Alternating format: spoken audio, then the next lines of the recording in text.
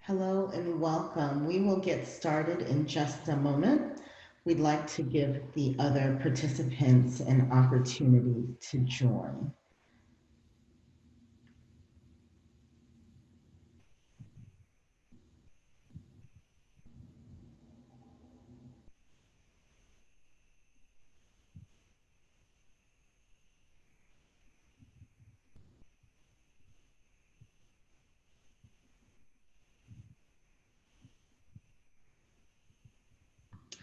All right, let's go ahead and get started. Welcome everyone to the informational webinar for Columbia Management Essentials. My name is Jacqueline Faith and I will be your facilitator for today. So before we get started, I'd like to advise you that your microphones have been set to mute. And if you would like to communicate with us, please utilize the chat box. If you do use the chat box, please make sure that you select all panelists and attendees so that everyone can see your message. Additionally, I'd like to ask that if you have any specific questions for us, please utilize the Q&A box so that we can efficiently get to whatever questions that you have.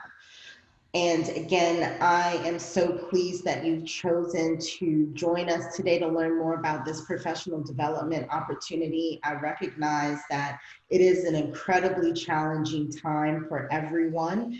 And so it means quite a bit to all of us that you've chosen to share a portion of your day with us here today. As I mentioned before, my name is Jacqueline Faith, and I'll be facilitating this webinar. And I am also a course leader for this Management Essentials course. Today, I'm joined by our distinguished professor, Gita Johar. I'll tell you a little bit about myself, and then I will hand it over to her so that she can formally introduce herself as well. I currently work as an assistant vice president of change management for a global consultancy. I have a number of years of experience cross-functional within industry as well as an external consultant with a primary focus on change management, HR transformation, and leadership development. I'm also the founder and principal consultant for a boutique consulting firm called Faith Transformation LLC, where we focus on professional coaching as well as talent related consulting. I obtained my graduate degree in industrial organizational psychology from the University of Georgia. And I also have a bachelor's in science with a focus in accounting from the University of Central Florida. So I'll hand it over to Gita to give her an opportunity to introduce herself before we continue. Thank you, Jackie. Hi, everyone. My name is Gita Johar. I teach the marketing module in this Columbia Management Essentials program, along with my colleague Oded Netzer at Columbia Business School. Just a little bit about myself. I got my PhD from NYU in 1992, and I've been at Columbia Business School since then. So for over 25 years now. I teach classes on marketing, but I also teach classes on innovation and new product development, including classes on design thinking. I do research in the area of consumer behavior and consumer psychology. So I'm really fascinated by what motivates people to buy different products and how you can actually get people to overcome barriers to adoption of new products. So these are some topics that I'm working on at the moment. And this Columbia Management Essentials class really highlights some of the great thought leadership that's come out of Columbia Business School, and also highlights a lot of topics that we discuss in our core marketing class at Columbia. Back to you, Jackie. Thank you so much, Gita. All right, so before we dive into the content that we've prepared for you today, I'd like to really hear from you, our attendees. We'd like to make this webinar as interactive as possible. So I have two questions for you that I'd love if you would take a moment to respond in the chat window. The first question is, what brings you here today, right? You are all busy people with a lot on your plate, especially with everything that's going on in the current environment. However, you decided to share a part of your day to attend this webinar, and we're very interested to understand what brought you here today. If do we have any takers willing to share their motivation for joining the webinar today?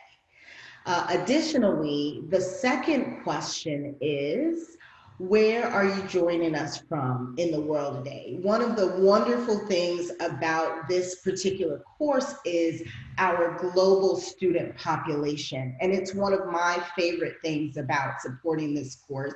I get the opportunity to learn so much from the depth and breadth of the attendees, their really unique experiences and backgrounds. So if you are willing to share, please do so in the chat box. What brought you here today and what country are you joining us from? So I see one person here from Australia. I am joining you today from Atlanta, Georgia, which is in the southeast of the United States of America. So we've got two countries represented. Okay, we've got someone from Spain, someone from Long Beach, California. I believe Gita is in New York, so we've got some Northeast representation. Oh, we've got an Egyptian-based person from Dubai and someone else from Boston. Oh, we have Annie from Deerfield Beach. I actually grew up in Fort Lauderdale, so just down the road. And we've got New Jersey represented. So the point of this exercise in part is to just help you see, just from the folks who are demonstrating interest in joining this course, that we have such a wide variety of professionals taking part and contributing to the learning of everyone that is a part of the course. All right, so we'll go ahead and move on. So why is making an investment in attending the Columbia Management Essentials program a great idea? If I could distill it down to a single word, it really is credibility.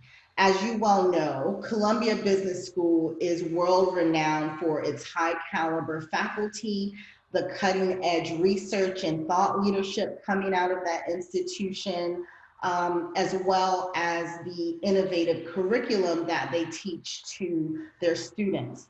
The faculty is at the forefront of, powerful, like I mentioned, thought leadership that is really doing a lot to change the way that we collectively think about challenging problems within the world today.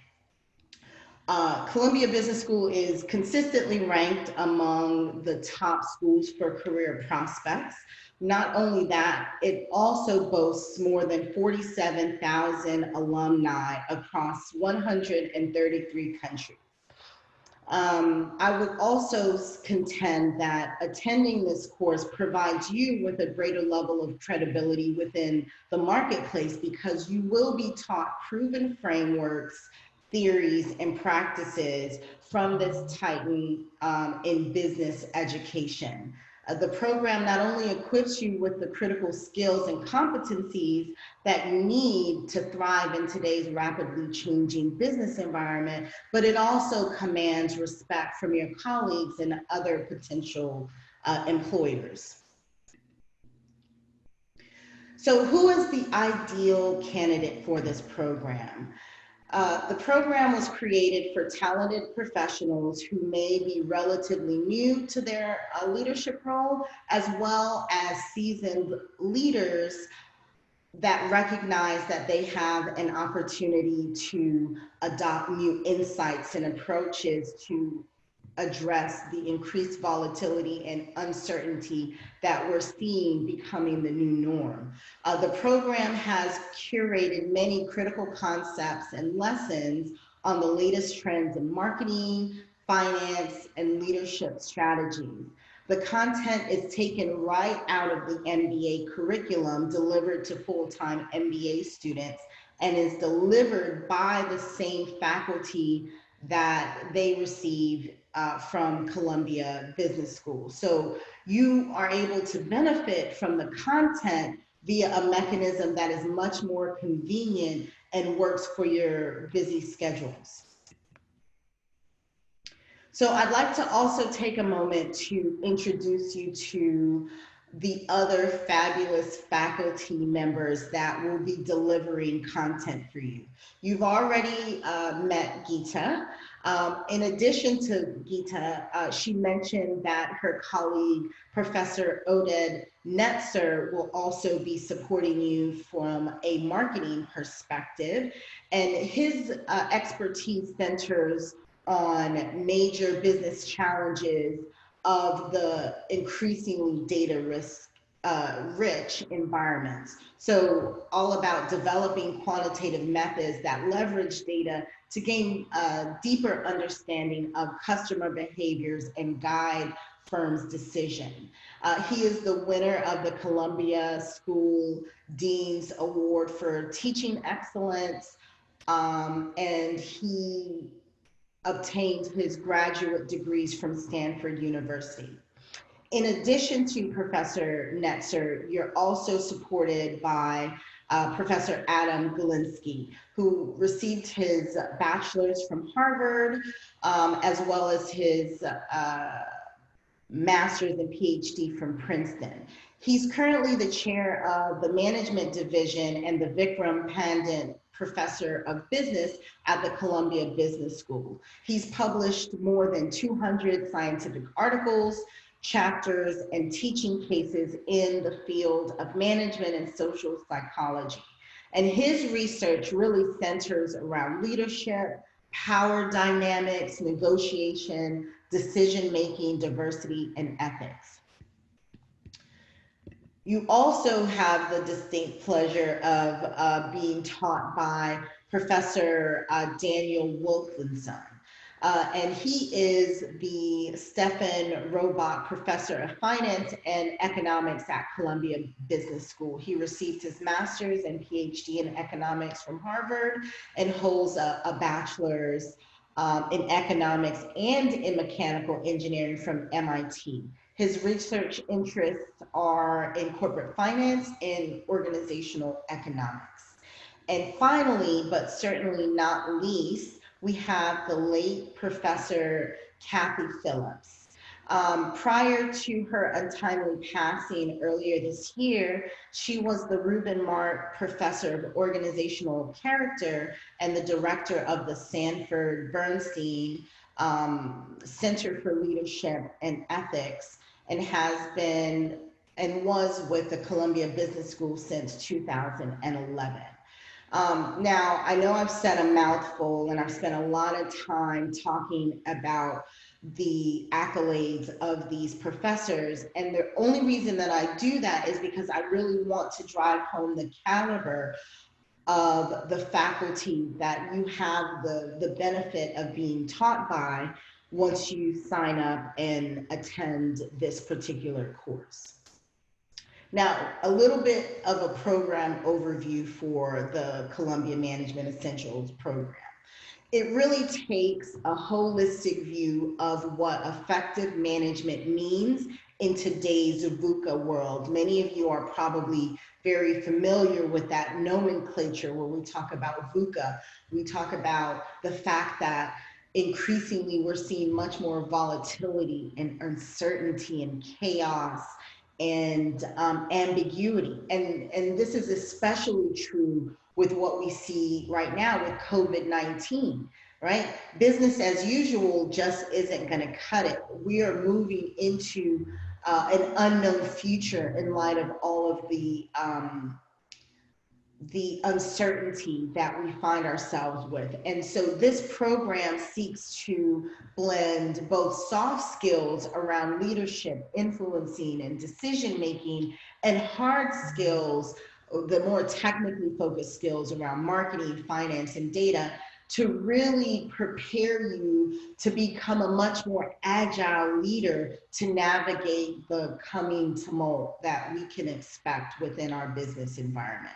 So by the end of this program, you'll be able to identify your own personal strengths and opportunities with the 360 assessment, right? And this tool is the 360 evaluation is the same tool administered to the Columbia MBA students. You'll learn about how different leadership style impacts organizational and team performance. You'll be given a framework to help you make more systematic decisions. You'll learn principles that enable you to influence others in a fair and ethical manner. You'll develop skills around a customer-centric mindset, as well as uh, developing an understanding of key financial concepts such as time value of money, net present value, and capital budgeting. And finally, the course is rounded out by allowing you to consider how you can take everything that you've learned and partner it with an understanding of the power of social networking to drive business results. So this is a 12-week course, and it's packed full of robust and highly relevant content. So you're provided access to the course and given an opportunity to get oriented with the platform, the structure of the course, the cadence, and the requirements initially. And during week one is also when you are given access to the 360 evaluation. Weeks 1 and 2 will focus primarily on leadership and decision making. So this is where you'll be given a chance to identify where your opportunities exist. I am the course leader, and I support you through that portion of the course. Weeks 3, we'll focus on taking what you've learned about leadership in the first week and then extend it to consider applications for how you can effectively influence others. Weeks 4 and 5, you'll transition to focus on customer centricity. So you'll learn about how to better understand your customers, their needs, how you go about effectively segmenting, targeting, and positioning to meet those customer needs. In week 6 and 7, you pivot to focus on fundamental concepts around finance and capital budgeting. In week 8, we shift our focus to new product development. So you'll get exposure to some innovation principles. I really do have a great appreciation for that particular module. In week 9, you'll consider implications for effectively leading and managing teams. Week 10 is all about critical but often undervalued concept, which is measuring and building effective social networks.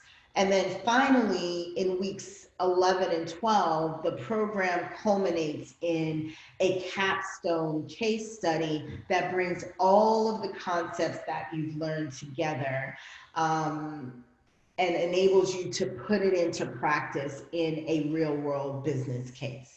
So now that I've walked you through a really high level course journey, we'll talk a little bit more about what's covered within each module throughout the 12 weeks of the course.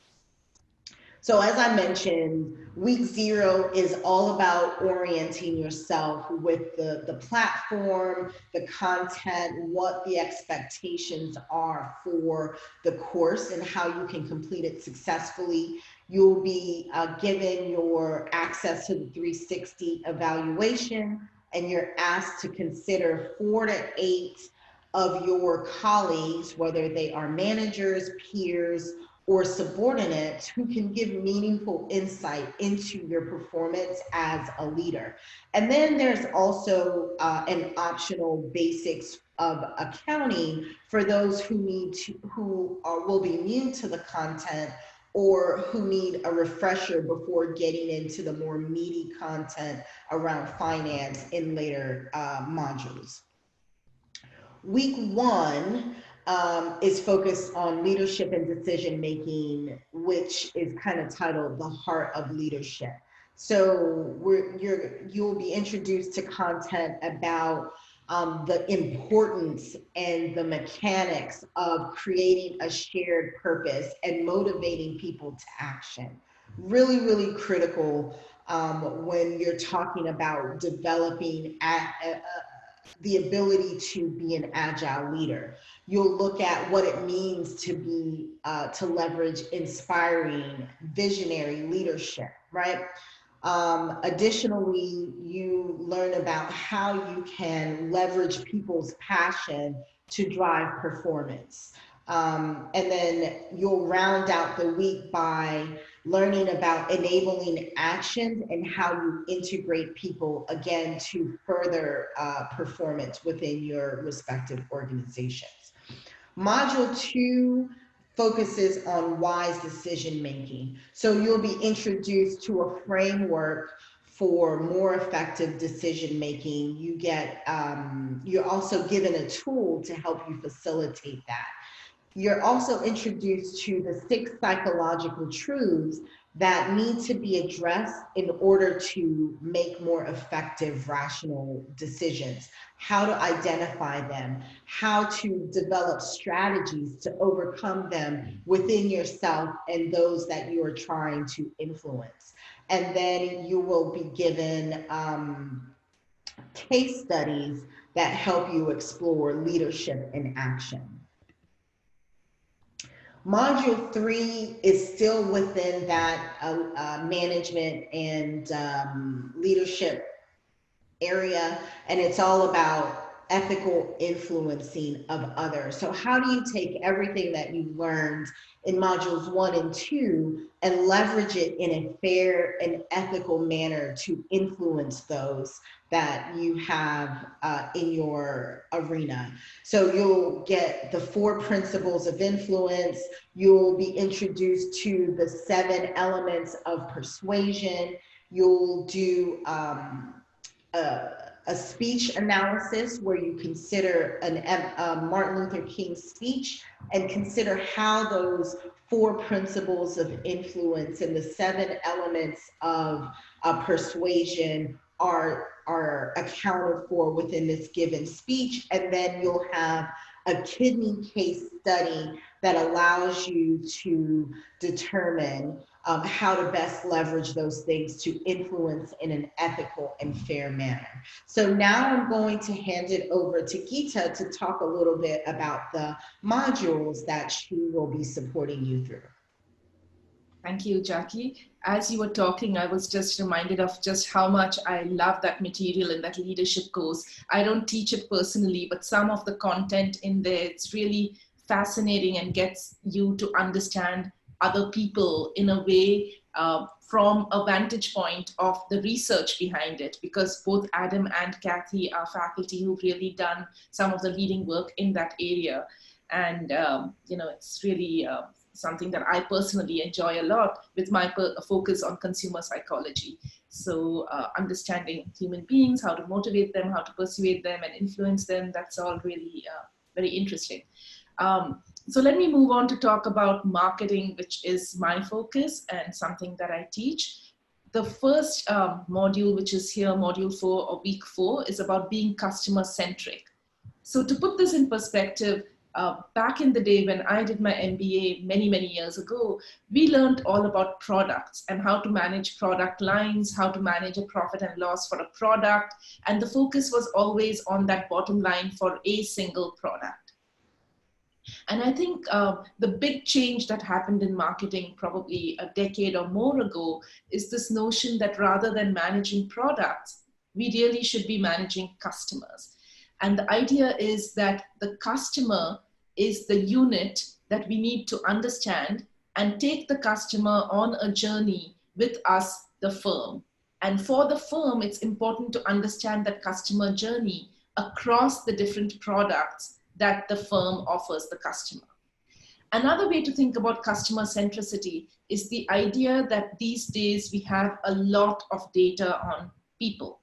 So having a big data doesn't mean that we have a lot of data on a lot of people.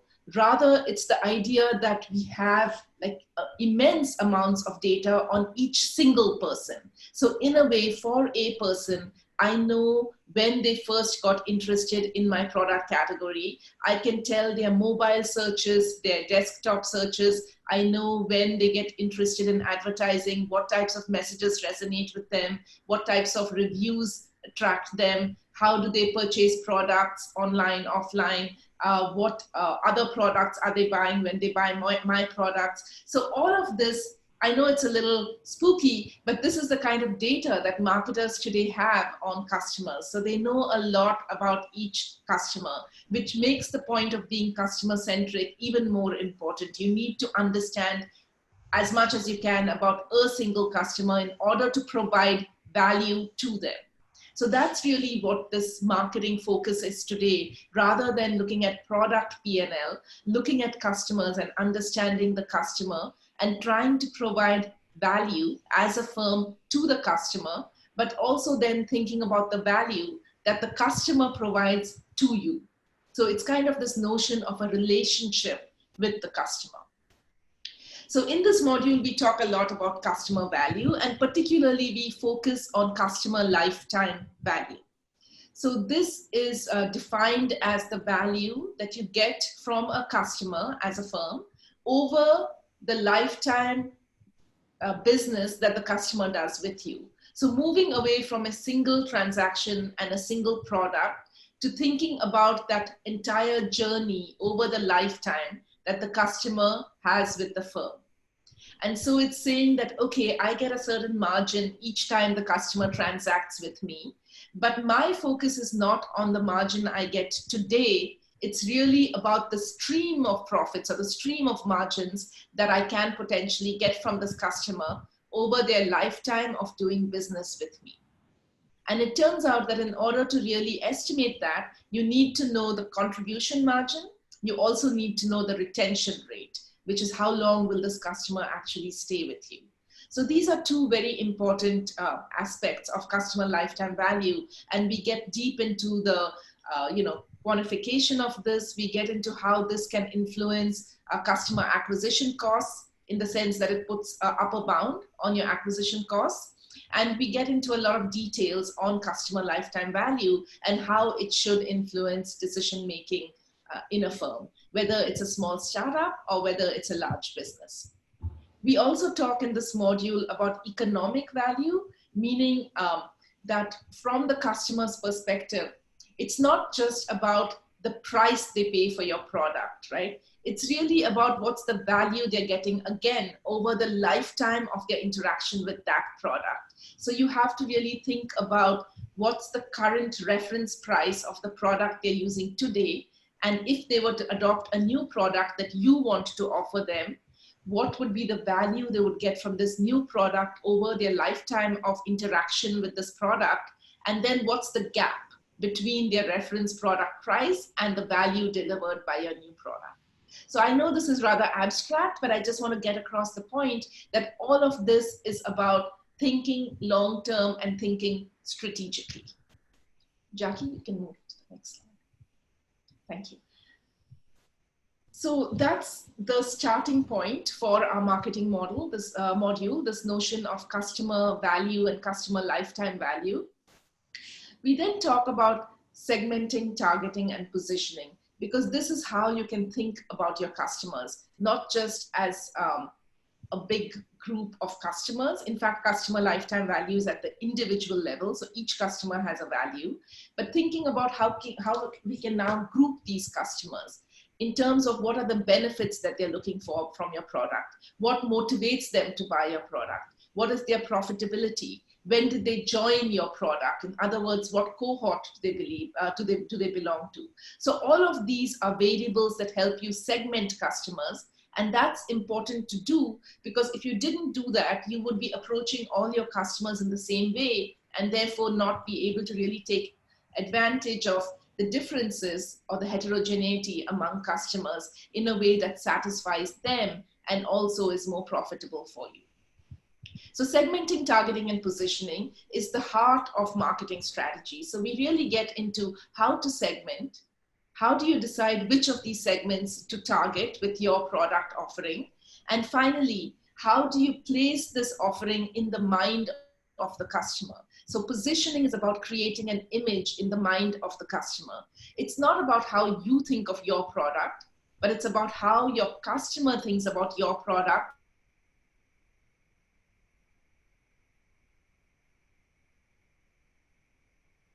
Positioning is inherently competitive, and segmenting, targeting, and positioning are the most important aspects of any marketing strategy. In fact, it's really the heart of marketing strategy. Once you get your positioning right, that enables you to go to the marketplace with a winning offer, and then you can tweak your positioning as well, depending on the changes in the marketplace. We get into a positioning statement exercise where you write a positioning statement which encapsulates everything about the product benefits and how those benefits should resonate with your customer. So this positioning statement is usually an internal company document that then dictates everything you do when you go out to the marketplace, whether it's pricing your product, advertising your product, or distributing your product. So it's the heart of all of your marketing planning. You can go to the next slide, please. Okay. So that's about marketing, customer centricity, long-term, lifetime value, segmentation, targeting, and positioning. Then we take a break from marketing to move into finance, but then we come back with new products. So in the finance module, as you can see, I'm not as passionate and aware of this module. I don't teach it. My dear colleague, Professor Daniel Wolfenson, teaches this module. But these are really important and fundamental concepts for any business. So he's going to talk about net present value. How do you calculate that, the time value of money? How does this influence the cost of a project? How do you decide on whether to invest in a certain project or not to invest in a certain project? So all of these things are fundamental aspects of finance and actually of business. And he introduces these in a very nice and easy to understand way with a lot of examples. Can you go to the next slide, please? Thanks. And here you see that in the next week, we get into these capital budgeting issues, the IRR or the internal rate of return, and really get into the nitty-gritty of calculating all of these things and thinking about these issues of investment. Next slide, please. So we come back and I also teach this module on new product development, which is usually thought of as, like you've got to get a new product, come up with an idea and put it out in the market. What we do is we take a step back and we say, how can you really come up with new product ideas? Excuse me. And we introduce you to these really amazing templates or tools that are called systematic inventive thinking tools. And the notion is that using these tools, anyone can be creative. Because what it does is it gives you a framework within which to think of ideation. So for example, the subtraction template tells you that you start with a new product as it exists in the marketplace today. And to ideate and come up with ideas in that product category, you start thinking of all the essential components or elements of the product, and then start taking things away or subtracting them. And before we get caught up in, that's silly, why would I do that? We can think about great products that have come out of that way of thinking. So one thing you can see here is this baby chair. So if you think about it, something that a chair has that's fundamental to a chair is its legs. But then if you subtract the legs, what you're left with is a floating chair. And you might ask yourself, what good is that? Like floating chair, that's really, makes no sense. But then it turns out that that can be a really good concept if you had to think of, for example, a baby chair, right? So you can think of that as being a use case for that kind of product. The iPhone is another example where if you subtract the keyboard from a regular phone, what you get is an iPhone. And then you can think about the functions that were being used by the keyboard, that the keyboard was being used for. How do you replace those functions? So that's called the subtraction with replacement template. And here we know that the iPhone, fundamentally changed the landscape by taking that keyboard and putting it on the screen. So all of these templates are really good tools to use to come up with new product ideas. Next slide, Jackie.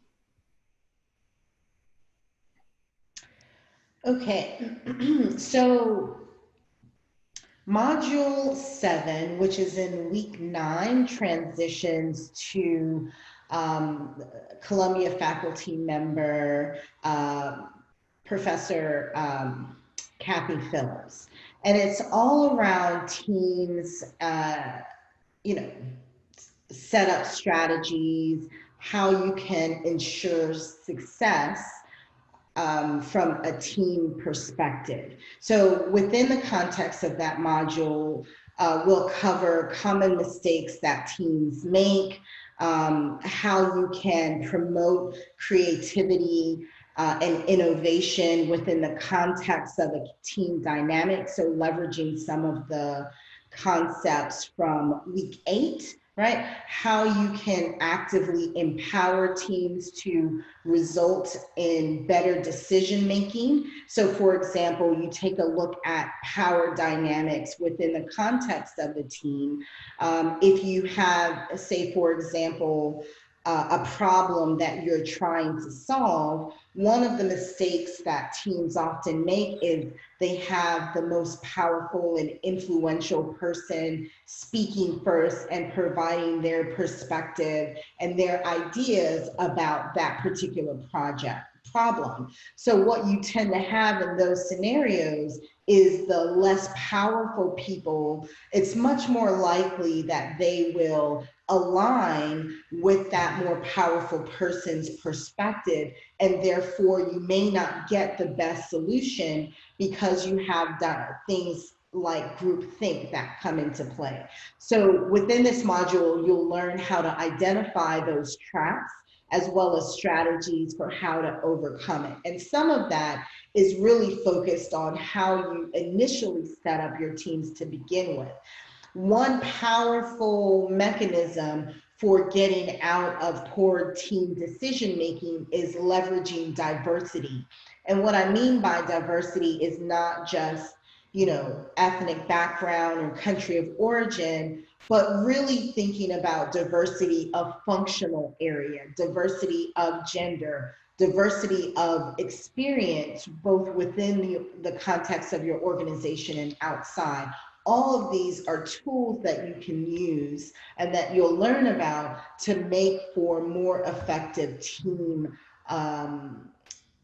project work as well as ultimately outcomes. In Module 8, as I mentioned, you'll talk a lot about social networks. And I think that this is a very powerful concept that is so often misunderstood and undervalued, particularly if you are in a position where you are working as a change agent, a person who is responsible for enacting change within an organizational context.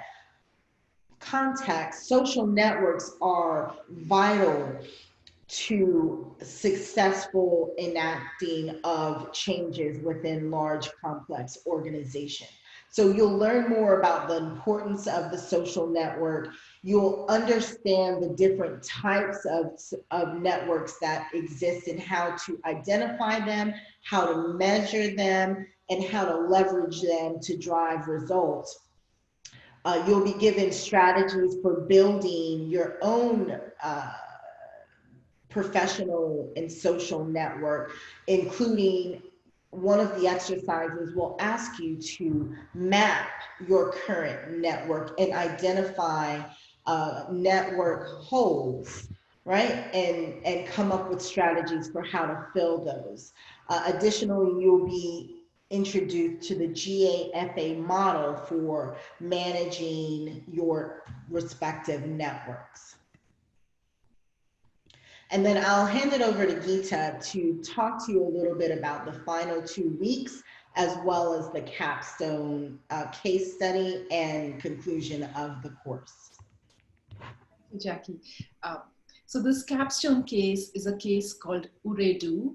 And this is a case that Oded Netzer and I wrote together with someone else who was at the time a consultant to Uredu.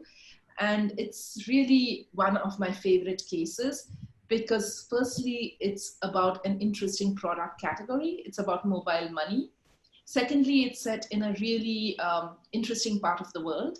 This case study is set in Myanmar. And it's set in Myanmar at the time that the country had just opened up.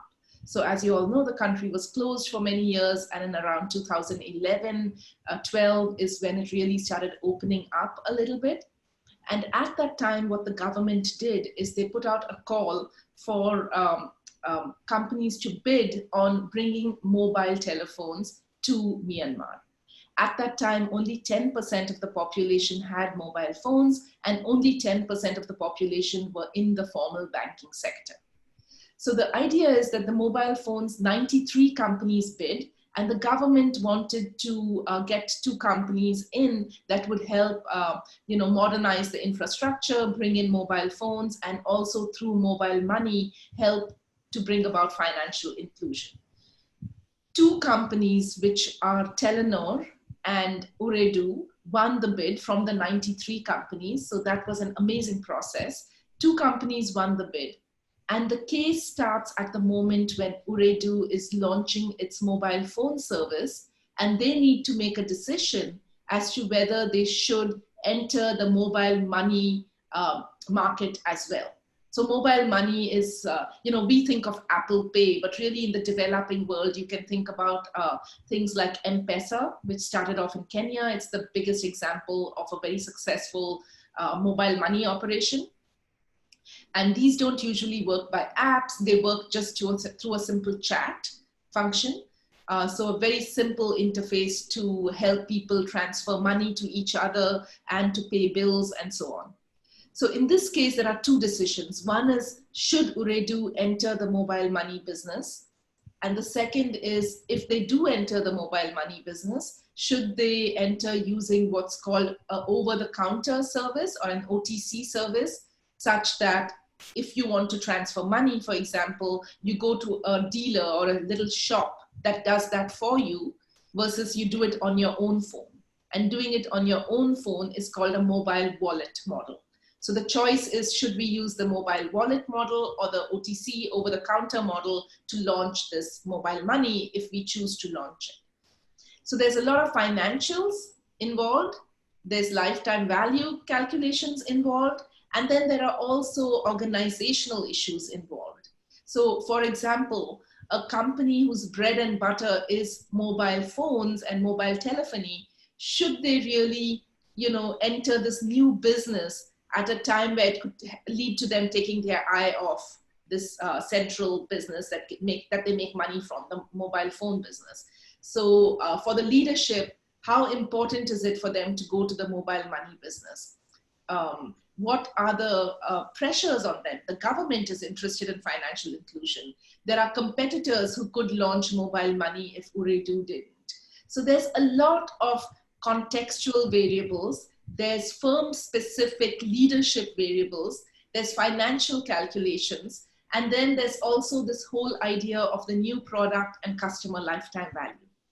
So in that sense, trying to make this decision allows you to access all of the information we've talked about in this course. So it's really a capstone case in the sense it brings together aspects of leadership, of finance, and of marketing. So we also went back to Myanmar. The case is set in 2014. We went back 3 years later and wrote an epilogue that tells you what actually happened.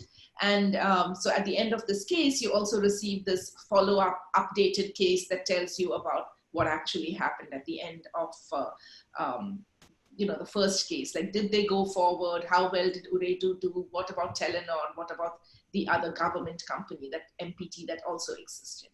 So this is a very nice way, I think, to wrap up this course. Back to you, Jackie. Thank you. So just a couple of program highlights that I want to raise for you.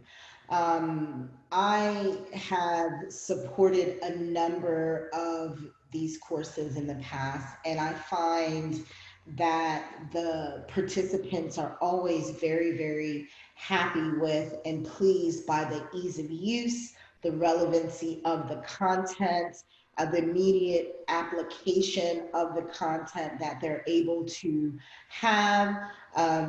One of the benefits of this particular course is that you get live interaction with Columbia faculty.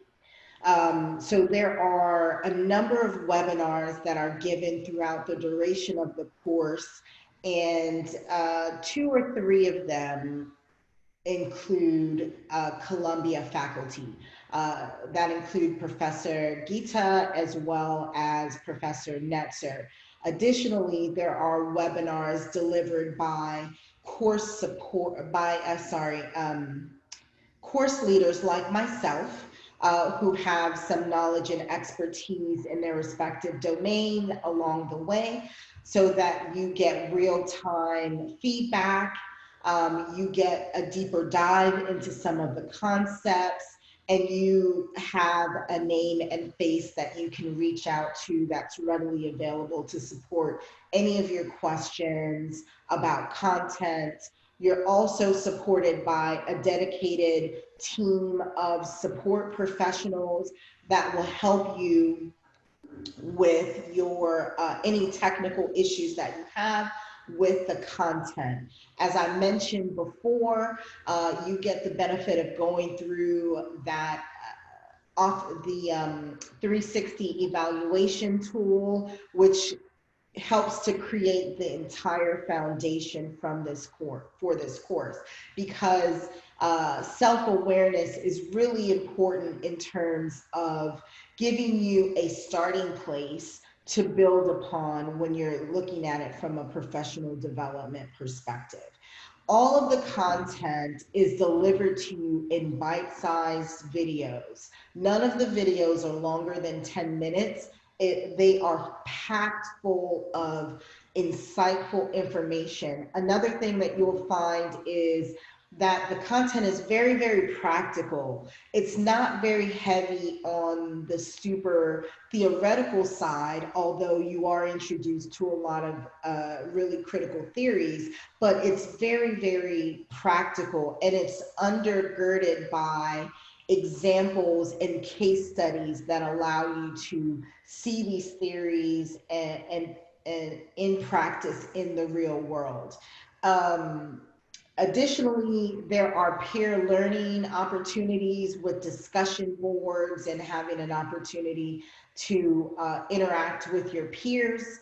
The Canvas platform is mobile friendly. So if perhaps you're in a place with challenged internet, you can leverage your mobile device as the mechanism for learning. And finally, your assignments, your case studies, your discussion boards, all of those things are graded, and you're given the opportunity to get really meaningful feedback that you can then put into practice. So within it, you have such a nice mix of both qualitative and quantitative learning opportunities that have the potential to make a significant impact in the way that you operate as a professional today. As I mentioned, there are live faculty webinars. There are 2 scheduled for this session. The first is the customer analytics webinar with Professor Oded Netzer, which will be delivered on June 1st. And then you have the case debriefing and closing out with Professor Johar in July 21st. Between those before and between those two webinars, you also have additional webinars led by course leaders like myself in the area of leadership, in the area of finance, as well as a number of office hours that just give you an opportunity to get your questions answered real time. Once you can fulfill all of the requirements of the program, you will be issued a certificate of completion to demonstrate that you completed this certificate program from the Columbia Business School Executive Education. I think it is a powerful symbol to potentially put up in your office, to update your LinkedIn with, so that your colleagues can tangibly observe your commitment to growing as a leader and your commitment to professional development. As I previously mentioned, our participants come from all over the world and have a wide variety of backgrounds. We have new managers, people with very little experience in the workforce, all the way through to people who have 30 plus years of professional experience. So it is a nice mix of professionals from a wide variety of industries. We have very broad industry representation among the people who sign up and do very well in this course. So I think it's one of my personal favorite things about being able to take part in supporting it is myself getting to learn from the experiences of all of our participants along the way.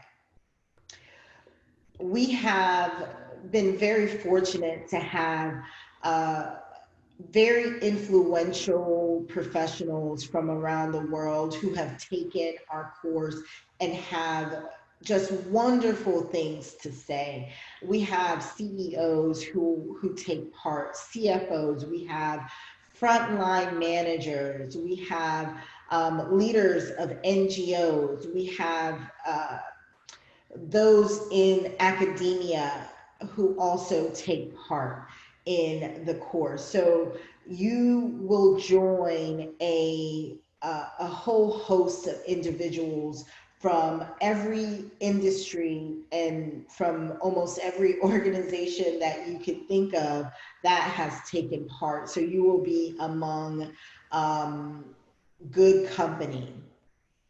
So next steps. If you have not already, you have until April 21st to enroll in the program. You can leverage the link provided in this deck to apply. The link should be delivered to you in the chat window, and the program itself will start on April 22nd. So now we will transition to Q&A. I will go through the questions that you have given to us via the Q&A box. And then once we get through all of those questions, I will go back to the chat box and see if there were any that I missed. We have one question that says, how would this program compare with an MBA from Columbia's Business School? Would you want to take that question, Gita, or should I? I can say something and you can add, Jackie. So an MBA is a full-time 2-year program. So, and it's for people who leave the workforce and commit to 2 years of full-time business school experience. So I think that's a big difference. The content is not different, as we said earlier, but you're getting 3 modules of leadership, finance, and marketing. In an MBA, students take 20 different classes, each class for 12 weeks. So that's, I think, the biggest difference in terms of being in person on campus for 2 whole years and getting a going to a degree program as opposed to doing 3 of the classes in a shorter time frame and doing a professional certificate. Jackie? Yes, I don't think that there's anything that I can add to that. I think that was perfect. Thank you. The next question is, this course is taken over a 3-month period. How much of an influence can this course really have? And I'll just say that I think that, well, I would say it depends, right? I think that the content itself is fantastic. I think that if a person who is self-motivated comes in, takes the coursework seriously, does the assignments, takes time to apply the concepts that they're learning within the context of their work, I think it can make a tremendous difference in how you show up as a professional, how you see yourself as a leader, and as well as the technical skills that you're able to derive and the tools that you can take and put into practice. But it is going to be highly dependent on the individual, right? You can put 2 people in the same course, give them the same content, and have vastly different outcomes. So in terms of how influential it is, it's really going to be dependent on you and how seriously you take it as the student. As we've said before, the content that is being shared is plucked directly from the curriculum that the MBA students come. It's not, dumbed down or anything like that. These are the real concepts and the real work that is being done by these MBA students. So it is going to be highly dependent on how much you take the concepts to heart and you put them to practice. But if you do so, we have had participants who have had great success with leveraging the concepts and the things that they learned from this course. Is there anything that you would add? I agree with that. It's about how you apply it. It's really about practice and, kind of building up the muscles, because you can learn this content and keep it aside as theoretical learning, or you can actually take it and apply it to your own work. And I teach in a lot of executive education programs, even in-person programs. And it's the people who keep in touch who then apply the concepts that get the most out of it. So I agree a lot with Jackie on that point. It's how you take the material. So I think in a lot of these courses, there are 2 things. There's the credentialing aspect, which is about getting the certificate just for the sake of getting the certificate. And I mean, that's extrinsic motivation. But intrinsic motivation is about really learning and applying the content. And I think for our part, what we try to do when we teach is teach you not just the theories, but also the tools that you can use to actually apply the content to your own work. Well said. Okay, there's a question that says, is the acceptance rate for this course load 100%? I think that is a question potentially for program support. My understanding is yes, assuming that you have, a basic educational background and the ability to complete the coursework and cover the cost of the course. It is my understanding that all of those who meet those basic criteria would be accepted to complete the course. Someone please correct me if I am incorrect. Keep me honest. The next question is, how can this course help me? I'm not in product or marketing positions, but managing IT teams. So I'll leave that to you, Gita. So I think a lot of the leadership content, for example, would be very relevant to someone managing a team. At the end of the day, regardless of your position today, what I would say is a fundamental understanding of all aspects of business is a component of being, let's say, business literate. So I think it goes beyond just application. So maybe the leadership content is more relevant in your case. but understanding how to ideate. Maybe you don't apply that to new product ideas that go out to market, but you learn how to ideate, and that inspires you to ideate on project management, on how you run your teams. So for example, you can take things you learn and apply it to your context. That's one thing I would say. The second thing I would say is, yes, some parts of this course might be more directly relevant than others. And the third thing I would say is it's about achieving business literacy, because at the end of the day, it's not just learning for today, it's learning to become a strong business leader in the future as well. Well said. Very well said. Okay, there is a question. Will there be case studies on a weekly basis?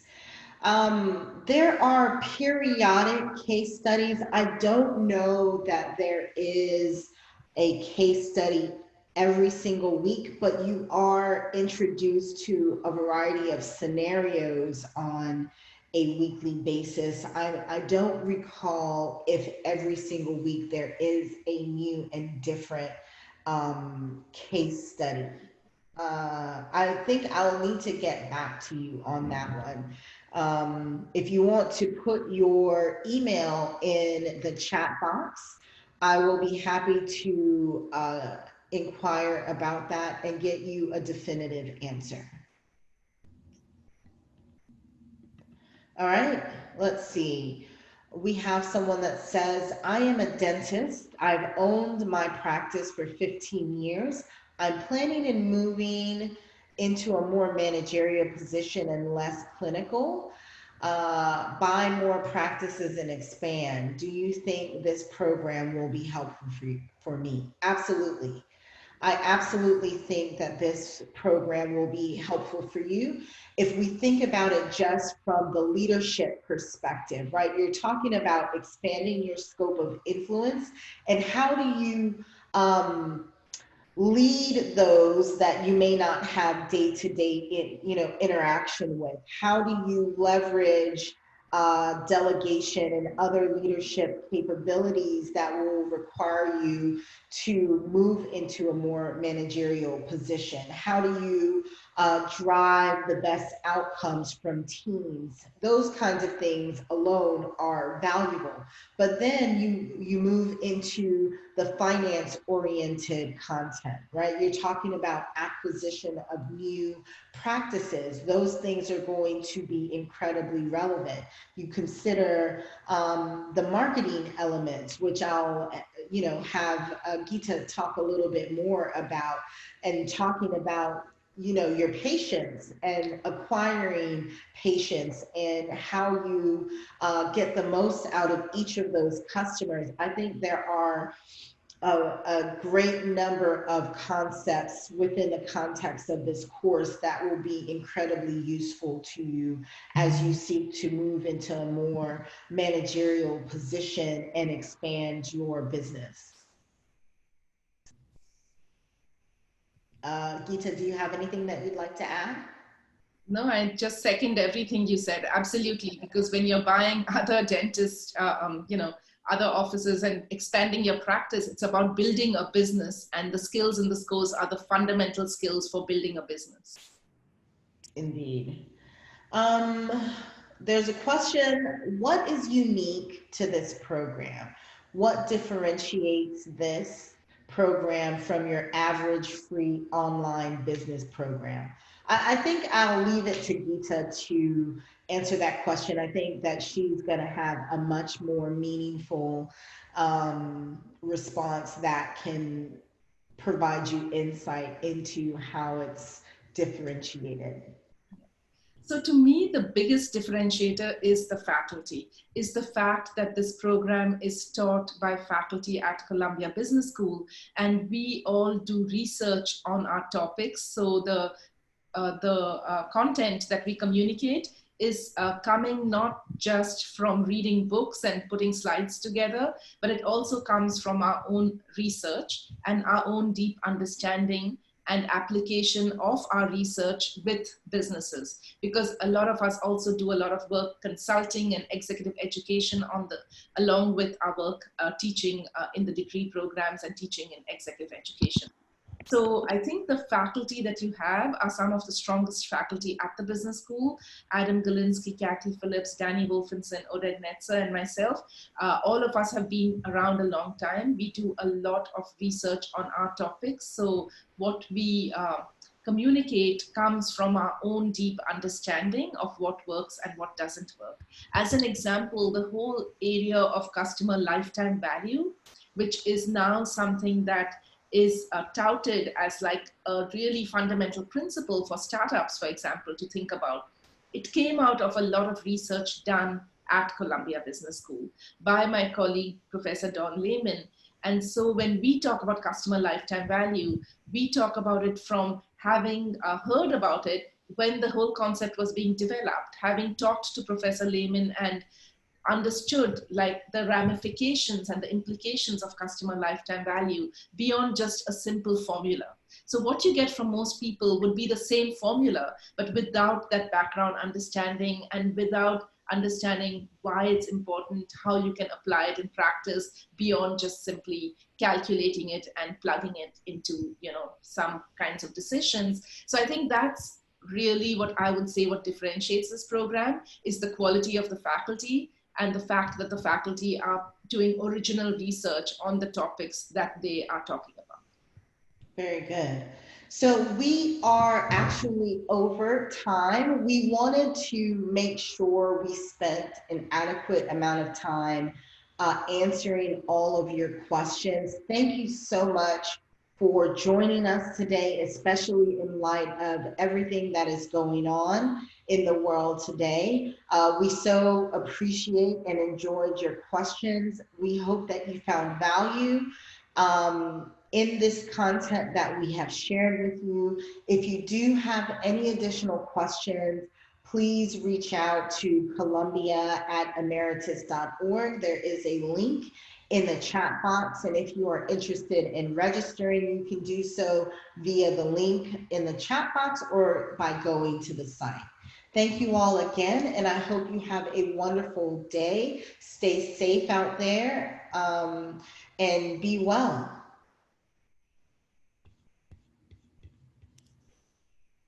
Bye-bye.